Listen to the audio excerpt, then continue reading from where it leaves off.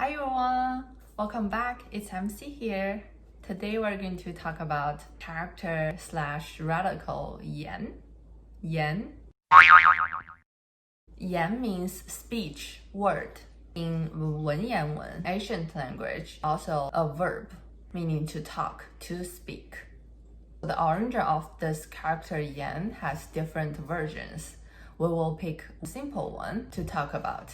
If we look at the original form here, it's actually related to the form of 舌, tongue.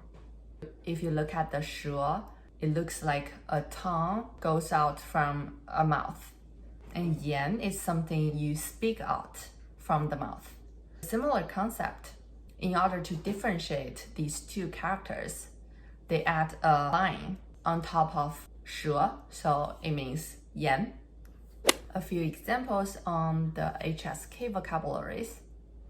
语言 你会几种语言 你会几种语言 And a 方言你会说方言吗你会说方言吗在中国不同的地区有不同的方言在中国不同的地区有不同的方言 There are too many 方言 in China. So 普通话 is the standard language which everyone should know how to speak. So people can communicate because 方言 can be really different. I'll only take one province as example. My hometown province, which is Shanxi, there are different regions within Shanxi, even though it's not a big place. And I can't even understand my neighbor's language. So you can imagine there's no way I can understand other 方言 in south part of China. If you are visiting some places in China and you're pretty good at Mandarin, however, you find out you can't understand what people are saying. So it's not you, it's the 方言. But don't worry, if you speak Mandarin to them, they will speak Mandarin back to you. So yan is not only a character, it's also a radical.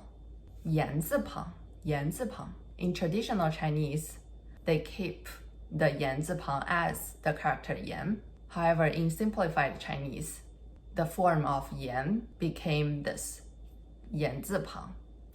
So because yan means to speak, to talk, or speech, so characters with 言字旁 are all talking, speaking related.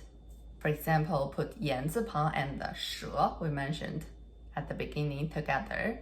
It's 话 word. 说 to speak. 说话 to speak.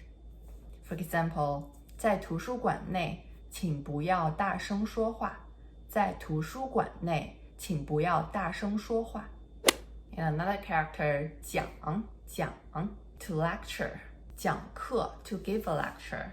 For example, 他讲课我听不太懂他讲课我听不太懂 The last example, 训 言字旁 speaking, talking related. And with the 川 meaning river. So together, talking like a river, talking endless, which means to give a lesson to somebody. But it's different with 讲. So 讲 usually it's a teacher, a professor give a lecture, give a lesson.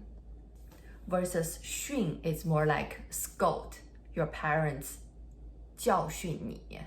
When you did something wrong, they give a lesson to you. For example, 我上课迟到了老师训了我一顿我上课迟到了老师训了我一顿 So here the quantifier is 顿一顿训 That's all we have for today.